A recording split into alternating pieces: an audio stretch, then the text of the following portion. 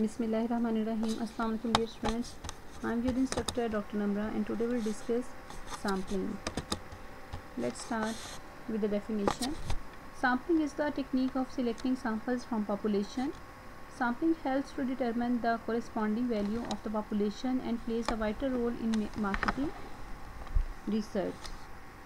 Sampling क्या होता है? ये सबसेट होता है पॉपुलेशन का और हम जब अपने रिजल्ट्स को जनरलाइज करना चाहते हैं एंटायर पॉपुलेशन पे then select sample from population.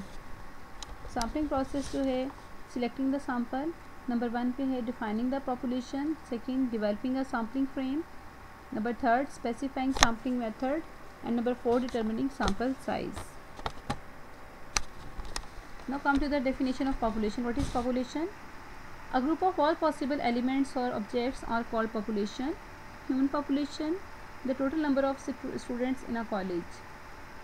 The entire group of interested participant is known population. In other words, target population क्या होता है? All the subjects of the study to which the researchers really like to generalize the results of the study. ठीक है. अब entire population में से like अगर मैं 200 जो है मैं institutions हैं उसमें से मैं 200 को अप्रोच नहीं कर सकती तो मैं उसमें से 30 या 40 इंस्टीट्यूट को सिलेक्ट करती हूँ तो मेरी टारगेट पॉपुलेशन होगी. ठीक है.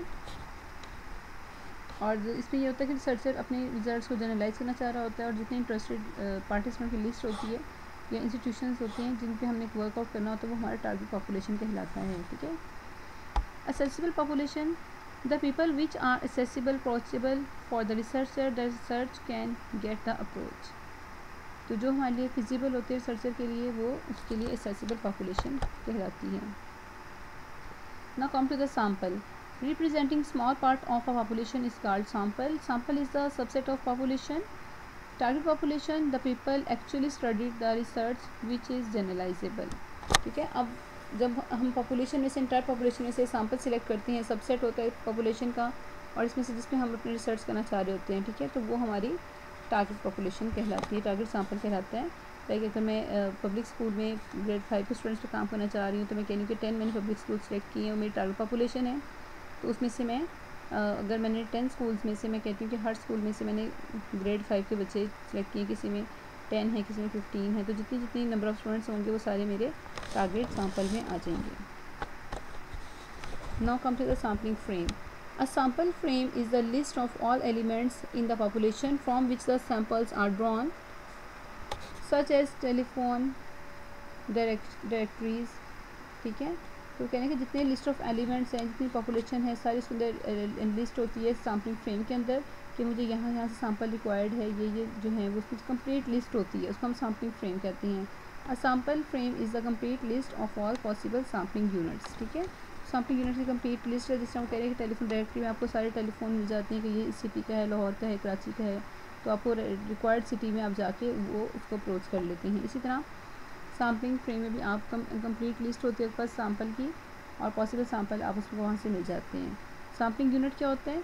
अ बेसिक एलिमेंट और object which select for a sample are called sampling unit. ठीक है. एक बेसिक एलिमेंट या ऑब्जेक्ट जो कि आप सैम्पल से सिलेक्ट करते हो उसका वो सैम्पलिंग यूनिट कहलाता है. For example to measure the average height of college students, the students are sampling units. ठीक है. अगर अपने बच्चों की हाइट को मेजर करना है तो वहाँ पे सैम्पलिंग यूनिट है वो स्टूडेंट्स हैं कॉलेज के.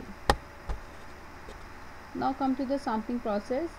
इसी सबसे पहले हमारे पास है यूनिट्स ऑफ एनालिसिस में पीपल आ जाते हैं. लाइक टारगेट पॉपुलेशन है तो इंटरेस्टेड पार्टिसिपेंट जितने हमारे होंगे वो हमारी टारगेट पॉपुलेशन होगी, पॉपुलेशन ऑफ इंटरेस्ट. उसके बाद फिर हम सैम्पलिंग फ्रेम की बात करेंगे जो कि है लिस्ट और रूल्स डिफाइनिंग द पॉपुलेशन. ठीक है. इसमें हम प्रोसीजर की तरफ जाते हैं. Then move to the actual population to which generalizations are made, define listed by sampling frame. Then method हम सिलेक्ट करेंगे कि list of target sample. Target sample में से हम देखेंगे कि हमने सैम्पलिंग को कौन सा हमने प्रोबेबिलिटी सिलेक्ट करनी है या नॉन प्रोबेबिलिटी कौन सी टाइप हमने सिलेक्ट करनी है उसकी. सैम्पल कौन सा हमारा है? The people actually studied. तो फिर हम रिजल्ट्स को जनरलाइज करते हैं. ठीक है. ये कंप्लीट एक प्रोसेस जो है वो कहलाएगा.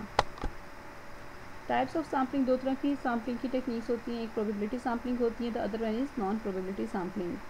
क्वांटिटेटिव स्टडी में यूजुअली हम प्रोबेबिलिटी करते हैं और क्वालिटेटिव में हम नॉन प्रोबेबिलिटी सैम्पलिंग को सिलेक्ट करते हैं. Sampling technique. Probability sampling, a sample procedure in which all the individuals have equal chance of selection, while in non-probability sampling a sample procedure in which all the individuals have not equal chance of selection. ठीक है, दोनों opposite हैं एक दूसरे के, उसमें equal chance होते हैं प्रोबेबिलिटी में और नॉन प्रोबेबिलिटी में अनइक्वल चांस होते हैं। प्रोबेबिलिटी सैम्पलिंग की फर्दर जो है वो 4 to 5 टाइप्स हैं। रैंडम सैम्पलिंग है, क्लस्टर सैम्पलिंग है, स्ट्रेटिफाइड सैम्पलिंग है, सिस्टमैटिक सैम्पलिंग है और डबल सैम्पलिंग या मल्टी स्टेज सैम्पलिंग है। Simple random sampling technique, a sample procedure in which all the individuals have equal and independent chance of selection. We can say in other words, each and every individual has equal and independent chance of selection. It is also called as a lottery method. ठीक है, तो random selection में क्या होता है sampling में कि हर एक पर्सन के पास इंडिपेंडेंट और इक्वल चांस होते हैं सिलेक्शन का। सिंपल रैंडम सैम्पलिंग की आपको ये एक पिक्चर में नज़र आ रहा है कि लिस्ट ऑफ क्लाइंट्स हैं, ये पार्टिसिपेंट्स हैं जो भी आपके, और रैंडमली आप उनको सब सैम्पल आपने सिलेक्ट कर लिया। ठीक है, आप स्टूडेंट्स पे करना चाह रहे हो, टीचर पे करना चाह रहे हो, पेशेंट पे करना चाह रहे हो, जिस पे आपकी स्टडी आप करना चाह रहे हो कंडक्ट, तो वो आपका जो लिस्ट है, कंप्लीट लिस्ट है सैम्पल जो आपने पॉपुलेशन में से सिलेक्ट किया है वो आप रैंडम सेलेक्ट करते हो, तो वो आपका सब सैम्पल इस तरह से रैंडम आ जाएगा।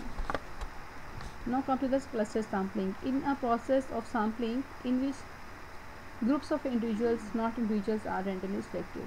तो क्लस्टर सैम्पलिंग में क्या होता है कि सेम ये रैंडम सैम्पलिंग की तरह के होते हैं, लेकिन उसमें और इसमें क्या डिफरेंस है कि रैंडम सैम्पलिंग में हम इंडिविजुअल्स पे काम करते हैं, लेकिन क्लस्टर सैम्पलिंग में हम ग्रुप्स को जो है वो सिलेक्ट करते हैं, रैंडमली सिलेक्ट करते हैं। लाइक वो कह रहा है कि इसमें ग्रुप्स सिलेक्ट किए जाते हैं, नॉट इंडिविजुअल्स। तो इसका भी प्रोसेस वही है कि equal and independent chance of selection है। हमारे जितने ग्रुप्स हैं उसको हम रैंडमली उसमें सबने सिलेक्ट करना होता है क्लस्टर सैम्पलिंग में यूजुअली। ठीक है, तो क्लस्टर में भी कह रहा है कि इसमें आप इंडिविजुअल को नहीं बल्कि ग्रुप्स ऑफ इंडिविजुअल्स को सिलेक्ट करते हो।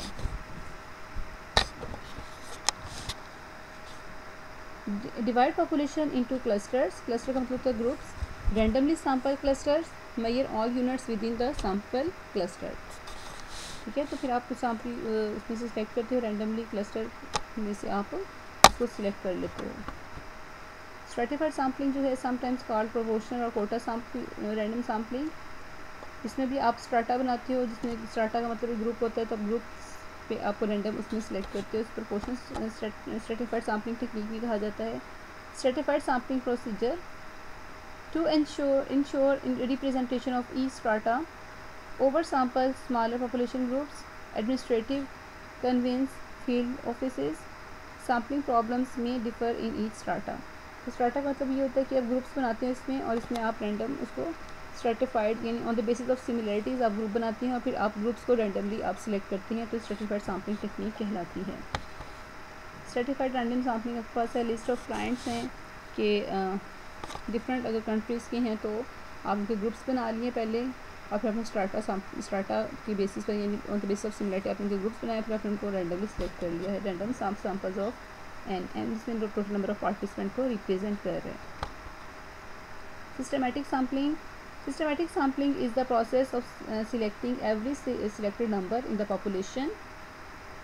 If 7 is the frequency then the selecting every 7th number from population. ठीक है, देखिए आपके पास आपके पास ह्यूज लिस्ट है, तो आप उसमें से एक फ्रीक्वेंसी आप उसमें से एक सिलेक्ट नंबर निकालते हैं।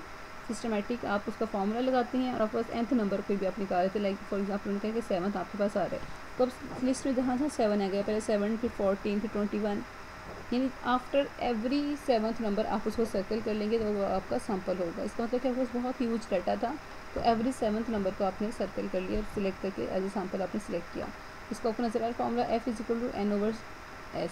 फ्रीक्वेंसी F जो है फ्रीक्वेंसी को रिप्रेजेंट कर रहे हैं, S जो है वो सैम्पल साइज़ को, और N जो है वो नंबर ऑफ पार्टिसिपेंट्स को। Multi stage sampling, it is a sampling in which only one unifying purpose throughout the sampling. It is also called double sampling technique. In this method, a sequence of samples is drawn from the samples already selected, but only the last sample of subject is studied. तो वो multi stage sampling में ये कह रहे हैं कि आपने सबसे पहले हम इसी तरह से रैंडम सैम्पलिंग की तरह ही हम काम करते हैं। सब मल्टी स्टेज सैम्पलिंग इसलिए कहा जाता है, सबसे पहले हम इसमें क्लस्टर बनाते हैं, ठीक है, on the basis of similarity. फिर हम सेकंड स्टेज पे हम प्रोपोर्शनल स्ट्रेटिफाइड सैम्पलिंग टेक्निक को सिलेक्ट करते हैं, और at the end third stage पे हम रैंडम सिलेक्शन करते हैं। ठीक है, तो 2 से 3 स्टेज से जाकर ये सैम्पलिंग कंप्लीट होती है, first stage, second stage and third stage, तो इसलिए इसको मल्टी स्टेज सैम्पलिंग का नाम दिया गया है। Now come to the non probability sampling, it is also usually use in qualitative research data. 4 types of non probability sampling techniques, very simple type based on subjective criteria, convenient sampling, judgmental sampling, quota sampling, और special type है इसकी snowball sampling। Now come to the convenience sampling,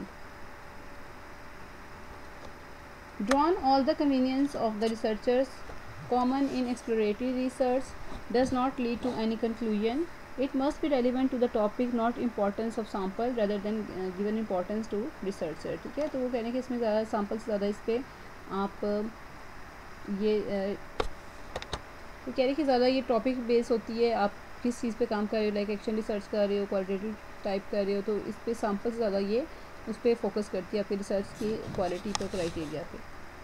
convenience क्या होता है कि आपके जो भी फिजिबल हैं आप उससे डाटा सिलेक्ट कर लेते हैं, ठीक है, इजीली आप डाटा कलेक्ट करते हैं उसको एज ए सैम्पल सिलेक्ट करके। नेक्स्ट हमारे पास है जजमेंटल सैम्पलिंग, इसको हम जो है वो पर्पजिव सैम्पलिंग भी कहते हैं, और ये किसी खास पर्पज़ के लिए अगर आप कोई इंटरव्यू वगैरह कंडक्ट करने जा रहे हैं और किसी ज़ाहिर बात है किसी पर्सन से आप किसी खास टीचर है तो आप उससे इंटरव्यू कंडक्ट करेंगे, स्टूडेंट है या पेरेंट है, किसी से भी आप किसी खास पर्पज़ के लिए आप इंटरव्यू करने जा रहे हैं, ठीक है, तो उसको हम पर्पजिव सैम्पलिंग भी कहते हैं, जजमेंटल भी कहते हैं। Sampling based on some judgment, gut feelings or experience of the researchers, common in commercial marketing research project. If inferences drawn is not necessary, these samples are quite useful। ठीक है, तो इसके वो कह रहे कि ये मतलब समटाइम ऐसा नहीं होता कि इन्फ्लुएंसेस जो हैं वो इतने ज़रूरी नहीं होते, हम उसको ज़्यादा अहमियत नहीं देते, लेकिन वो जो है वो आपके लिए बहरहाल फिर भी आपके लिए जो सैम्पल होता है वो फ़ायदेमंद होता है फिर रिसर्च स्टडी के लिए। नेक्स्ट हमारे पास है quota sampling, an extension of judgemental sampling, it is sometime और something like a 2 stage judgemental sampling, quite difficult to draw. Quota sampling जैसे आपने अक्सर देखा है कि जॉब वगैरह में उन्होंने लिखा होता है कि स्पेशल पीपल का जो है वो 2% है कोटा, या टीचर्स डॉटर का कोटा है, इस तरह से आपके पास हर एक जॉब डिस्क्रिप्शन में भी लिखा होता है कि कोटा जो है ब्लाइंड लोगों के लिए है या स्पेशल लोगों के लिए, तो वो उस तरह की टाइप होती है कि इसमें आप कोटा में आपको कुछ सिलेक्ट करते हो, यानी on the basis of some common characteristics आप कोई कोटा मुकर्रर करते हो, और इसको करें कि जजमेंटल सैम्पलिंग से ही आगे इसकी एक्सपेंशन है, और फर्दर आप मज़ीद स्पेसिफाई कर लेते हो अपने सैम्पल को, और इसको 2 स्टेज जजमेंटल सैम्पलिंग भी कहा जाता है, ठीक है। ना come to the snowball sampling, ये लास्ट जो है स्टेज है नॉन प्रोबेबिलिटी सैम्पलिंग की, used in studies involving respondents who are rare to find. To start with, the researcher compiles a short list of sample units from various sources. Each of these respondents are connected to provide names of other probable respondents। ठीक है, for example अगर आप कहीं कोई हादसा हो गया है, ठीक है, और आपने वहाँ से आपने कोई आप देखते हो कि जी विक्टिम्स कौन से हैं या यहाँ पे कौन लोग वहाँ पे मौजूद थे, आप उनसे जो है वो इन्फॉर्मेशन गेन करना चाह रहे हैं, ठीक है, तो आप कोई वहाँ पे शॉपकीपर हो सकता है, कोई और पर्सन हो सकता है, राहगीर हो सकता है कोई, ठीक है, तो आप या कोई उसका हादसे का शिकार हो सकता है, कोई ज़ख्मी हो सकता है, तो आप उससे जाके फर्स्ट हैंड इन्फॉर्मेशन को कलेक्ट करते हैं, आप उससे जाके इन्फॉर्मेशन लेते हैं, और वो आपको फर्दर रेफ़र करता है कि आप फलाने पर्सन के पास जाएँ या वो शॉपकीपर के पास जाएँ जो वहाँ पर मौजूद वाकई इंसिडेंट के पास था, तो उसको बताओगे बाकी हालात, तो आप उसको अप्रोच करते हैं, वो आपको अगले बंदे के पास रेफ़र करता है कि आप उसके पास जाएँ, तो आप उसको ढूंढ के लोगों को आप उनसे सारी इन्फॉर्मेशन कलेक्ट करते हैं। तो ये स्नोबॉल की एक एग्जांपल है, शायद आपको इस तरह समझ आ जाए, it might be easy to understand. Limitations of sampling, demands more rigid control in undertaking sample operation, minority and smallness in number of subgroups often render study to be suspected. Accuracy level may be affected when data is subjected to weighting. Sample results are good approximation at best। ठीक है, तो ये कुछ limitation थी sampling की, के साथ ही हमारी ख़त्म हो जाती है स्लाइड्स। थैंक यू, अल्लाह हाफिज़। Hope so you can understand very well.